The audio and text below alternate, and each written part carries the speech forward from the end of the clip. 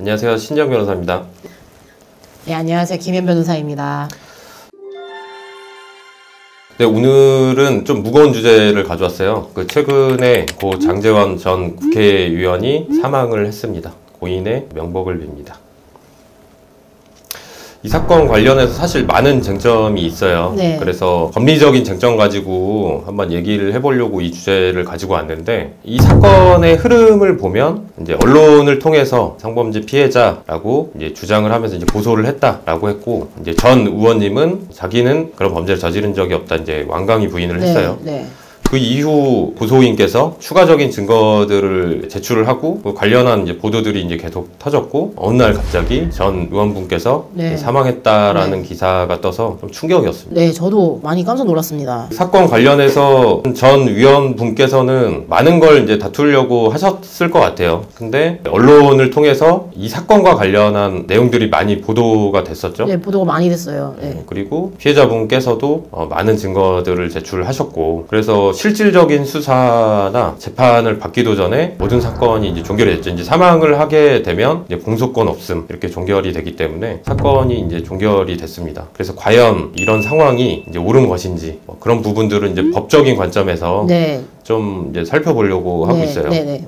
그래서 저는 이제 가장 큰 문제는 이 사건을 떠나서 피의자, 수사 단계에 있는 사람은 피의자라고 하잖아요. 네. 그리고 이제 기소가 된 사람 피고인이라고 하고, 이게 유죄 판결을 받기 전까지는 이제 무죄 추정의 원칙이라는 대원칙이 있어요. 네. 근데 이제 언론을 통해서 이제 밝혀지면 무죄 추정의 원칙이 아니라 유죄 추정의 원칙으로, 물론 이제 명백한 증거가 있다 하더라도 이제 바뀌어서 법에 정해진 최소한의 이제 보호들을 못 받는 경우들이 있어요. 실제로도 언론을 통해 소위 이제 여론 재판이라고 하죠. 그런 일들이 일어났을 때 많이 이제 보여지는 것 같아요. 이와 관련해서는 변호사님은 어떻게 생각하시는지? 저는 충분히 문제라고 생각합니다. 왜냐하면 무죄 추정의 원칙은 나에게도 적용되는 것이고 다른 사람에게도 적용되는, 우리 모두에게 적용되는 것이고, 그게 어떻게 보면 인간으로서 존중하는 부분에서 출발하는 거라고 생각을 하는데요. 법정에서 판단받지 않은 상태에서 이 사람이 잘못했다라는 부분에 대해서 모두가 이제 손가락질을 하게 되니까, 그리고 그렇게 사전에 판단이 되어버리잖아요. 그러면 그 사람은 자기한테 있어서의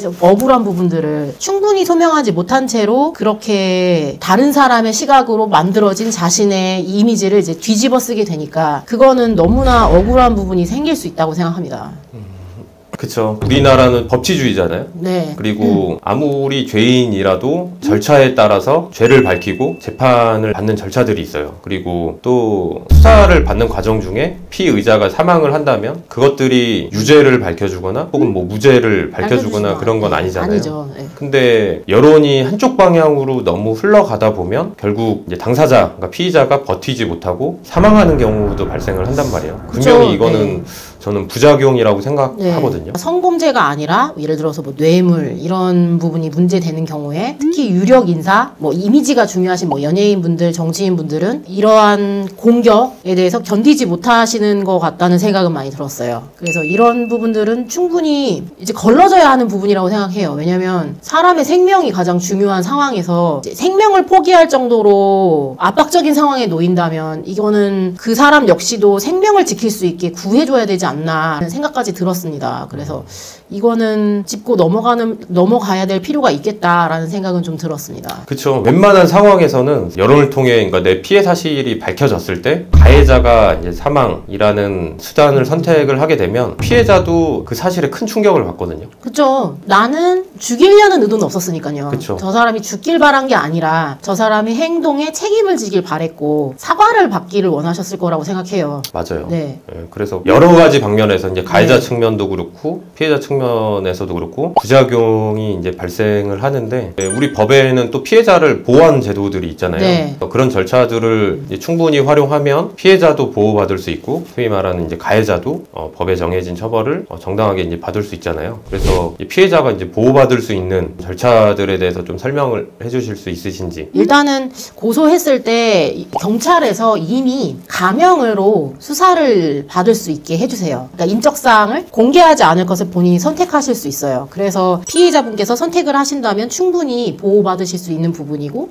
그다음에 수사 받으시면서도 그렇지만 재판 단계에서도 피고인과 대면을 원하지 않으시는 경우 피고인을 차폐 절차나 분리시설을 통해서 격리한 다음에 본인의 입장을 재판부에 말씀하실 수도 있거든요. 증인으로 이런 소환됐을 때도 증인 안전조치를 경찰에서 해주시기도 하기 때문에 이런 점도 저희가 말씀드릴 수 있을 것 같아요. 그리고 무엇보다 수사 기록 자체가 나의 인적사항 이런 것들이 변호인에게도 공개되지 않습니다. 그 부분이 이제 공란인 채로 증거 기록을 받기 때문에 변호인이 피해자분한테 연락을 원치 않으시는 경우 연락을 할 수도 없고, 그 다음에 국선 변호인이 피해자분에게도 이제 법원에서 지원을 해주세요. 그래서 국선 변호인 지원을 받으면서 내 입장을 국선 변호인을 통해서 말씀하실 수도 있기 때문에 어느 정도 피해자에 대한 지원을 법에서 준비를 해놓고 있는 상황이긴 합니다. 네, 저도 예전에 이제 피해자 법무 담당관이란 일을 한 적이 있는데, 그때만 해도 왜 피의자만 보호하고 피해자는 보호하지 않냐, 이제 이런 얘기들이 많았어요. 근데 이제 지금 변호사님이 말씀해 주신 것처럼 지금은 피해자를 보호해주는 제도들이 많이 생겼어요.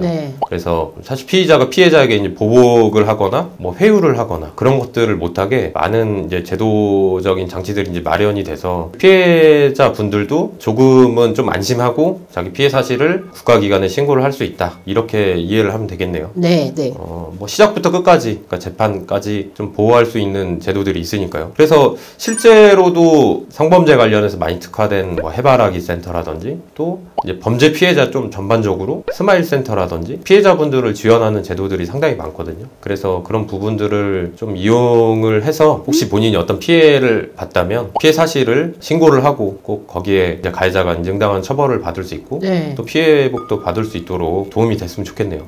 피해를 받았을 때 움츠러드실 수 있어요. 과거에 있었던 일에 대해서 책임을 공적으로 물으셔야 그 이후로 벗어나실 수 있어요. 그리고 경찰, 국가기관, 수사 단계에서 정말 수많은 노하우, 수사 기법, 피해자 보호 절차들이 마련이 되어 있어서 정말 매뉴얼대로 깔끔하게 인도를 해주신다라는 느낌을 받을 정도로 그렇게 절차 진행을 잘 해주세요. 그렇기 때문에 과거에 있었던 일에 대해서는 충분히 이걸 짚고 넘어가시기를 바랍니다. 시간이 너무 많이 흐르기 전에 짚고 넘어가시면 본인도 조금 더 자유롭게 인생을 살아가실 수 있을 거라고 생각합니다. 맞아요. 그런 부분들은 저희가 뭐 변호인한 대리를 해보면 피해 사실을 명백하게 이제 공개하고 신고하고 그런 일을 좀 매듭 지음으로써 좀 벗어나는 경우들을 좀 많이 봤던 것 같아요.